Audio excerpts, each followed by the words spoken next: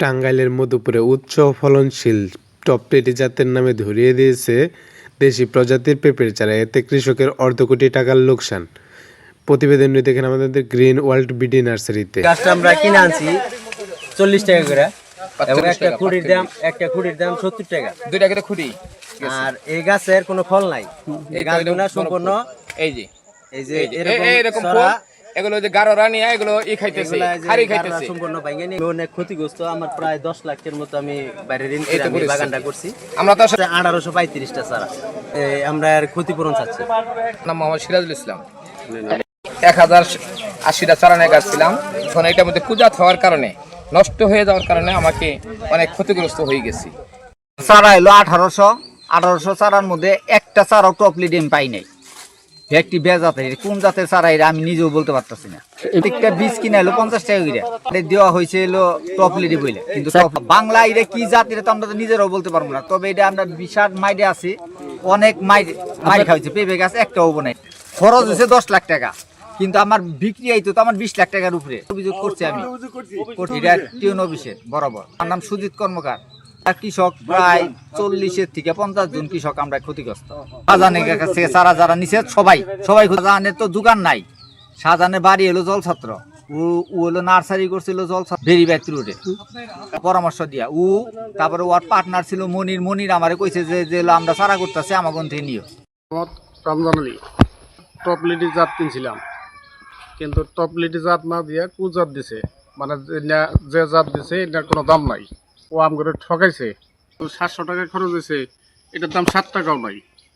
শত কৃষকের ক্ষতিগ্রস্ত করছে। আমার এটা 50 বিঘা, কত 15,000 ছাড়া 80% মানে কুজাত। আমার এই বাগানে প্রায় 1 কোটি টাকার মতন খরচ হয়েছে। এই বাগানটা মিনিমাম 3 কোটি টাকা সেলিত। জাত হইলে এখন তোলাই কষ্টকর। জলছত্র সাজানো ফুটাইয়া বিক্রি করে, কিন্তু উনি তো কুজাত ঢুকাইয়া উনি খুব বড় লোক হয়ে গেছে। উনি বলছে যে সুবিন সিটি গাছ তো আনছে, কিন্তু অন্য কয়েক প্যাকেট আইনা আর অন্য জাত ঢুকাইয়া তারপরে করছে। তখন ফুল আসলো বা পেঁপে ধরলো, ধরার পরে জানতে পারলাম না তা উঠবে না। কৃষি অফিসারের কাছে আমাদের দাবি এটা তদন্ত করে সুষ্ঠু বিচার এবং এই জনগণ জানি বাঁচে এই ধরনের একটা মানে বিচার করে দিলে এজন্য আমাদের জন্য ভালো হইতো। আইনা তো হয় না মরণ। এটা চারা নিয়ে আসছেন কার কাছে? শাহজাহানের কাছ থেকে জলছত্র। আর নিচে 750 টাকা করে খরচ হয়ে গেছে এই পর্যন্ত। আপনি কি কতগুলি গাছ লাগাইছেন? আমি 1450। এই বাড়িতে জটের মতন এই অবস্থা সব জায়গায়, প্রত্যেকটা গাছ এই যে অর্ধেক গাছ এইরকম। কৃষি অফিস তো একটু কিউনু সাপ এটা ইনকোয়ারিতে পাঠাইছিল গতকাল। কি দশা, আমরা যে শাহজাহানের কাছ থেকে যে চারা আনছি প্রত্যেকটিরই এই মরার দশা সবারই। কতজন আপনার ছিলাম 22 জন, আরো বাইরে হয়েছে ধরুন যে 12 জন, 32 জন লোক। 40 টাকা করে প্রতি পিস দাম নিচ্ছে। ধরুন যে আমি 1450 চারা আনছি, 40 টাকা পিস। তারপর ধরুন 10 দিন পর সার দেন। 6 মাসের ফসল, এটা 6 মাসের ফলন হয়ে যায়। ধরুন যখন তো 6 মাস, তখন 12 মাসের অবস্থা আমাকে কাহিল। আমার 2 আনে কাটছি তো, এনে আর একটা ওই যে পুরো বসে আছে, 2 জায়গায় কাটছি। এটা একটু আগে আনছি, ওটা একটু পরে আনছি, সবই একই দশা। কয় পাখি জমি আপনার? 12 বিঘা। 12 বিঘা। ধরেন যে পরে 700 টাকার মতন খরচ হয়ে গেছে প্রতি গাছে। ঠিক আছে, কৃষকের যে ঠক দিছে শাহজাহানে, এটার আমরা সুস্থ একটা তদন্ত চাই, বিচার চাই। আমার নাম মোহাম্মদ আল আমিন খান। ও তো নার্সারি করছিল, ওই অন্তনে আমরা চারা আনছি।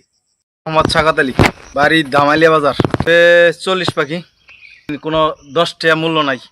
কয়ে দিছে টপ রেডি, এখন হয়েছে বেজাত মর্দা গাছ।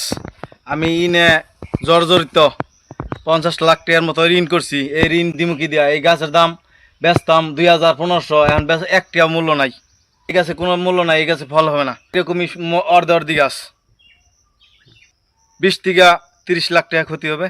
চারা আনছি শাহজাহান দিছে টপ রেডি বলে, এখন টপ রেডি না, বেজাত বাইরেছে। ঠিক বিচার চাইছি। ভাইরাস গাছ, হিজড়া গাছ।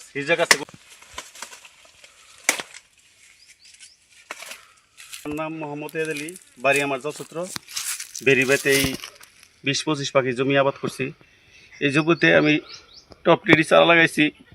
শাহজাহান ভাই প্রপার্টি চারা গ্যারান্টি দিয়ে দিছে, তাই আমি ওনার কাছ থেকে 5,000 চারা নিয়েছি। এই 5,000 চারা বইতে আমার মনে হয় 2,000 চারাও টপলিডি হবে না। এই বেজাত দেওয়াতে আমি অনেক ক্ষতিগ্রস্ত। তো আমি এখন ঋণের যে জড়িত, আমি ঋণগ্রস্ত, এই ঋণই দিতে পারবো না। এর কি ক্ষতিপূরণ আমার টিউনের কাছে আমরা বিচার চাই, সঠিক আমরা সুস্থ একটা বিচার যেন উনি আমাদের করে দেয়। এখন 15-20 লক্ষ টাকা ঋণ গ্রস্ত হয়ে গেছে। আমি 2.5 লক্ষ টাকা বীজ নিয়েছি। এই যে বাগান ভালো হতো, কম করে 30-40 লক্ষ টাকা বিক্রি করতে পারতাম। এই সমস্যাটা বীজেরই ছিল, উনি অরিজিনাল বীজ প্যাকেটে দেয় নাই, এই জন্যই হয়েছে। মানে অনেক নার্সারিতে আমরা গেছি, অনেকের চারাই 1 নম্বর বীজ হয়েছে, ওগুলোর মধ্যে কোনো রকম জালিয়াতি নাই, 2 নম্বর কোনো চারা নাই। সে অবশ্যই প্রতারণা করছে, সে 2 নম্বর বীজ দিয়ে এই নার্সারি করছে।